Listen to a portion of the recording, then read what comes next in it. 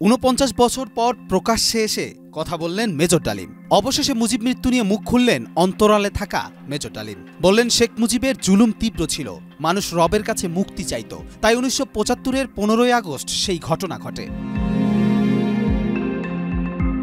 দীর্ঘদিন আড়ালে থাকা মেজর ডালিম ৫ জানুয়ারি রাতে লাইভে যুক্ত আছেন বীর মুক্তিযোদ্ধা মেজর ডালিম শিরোনামের একটি লাইভে যুক্ত হন।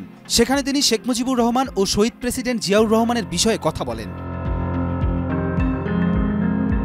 লাইভে মেজর ডালিম বলেন, মুজিব মারা যায়নি, একটি সেনা অভ্যুত্থানে নিহত হয়েছেন।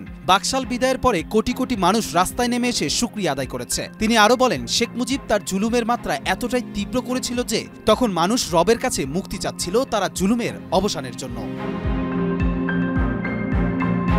মেজর ডালিম বলেন, তথাকথিত নেতারা যখন ভারত পালিয়ে গেল, সমঝোতা নিয়ে সবাই ব্যস্ত।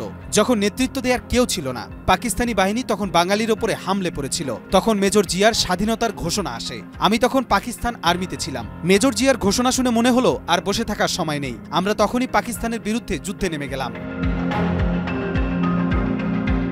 এই বীর বলেন, যখন ৭ দফাতে চুক্তি করে নজরুল ইসলাম, তাজউদ্দিন আহমেদকে পারমিশন দেওয়া হলো একটা প্রভিশনাল গভর্নমেন্ট গঠন করার।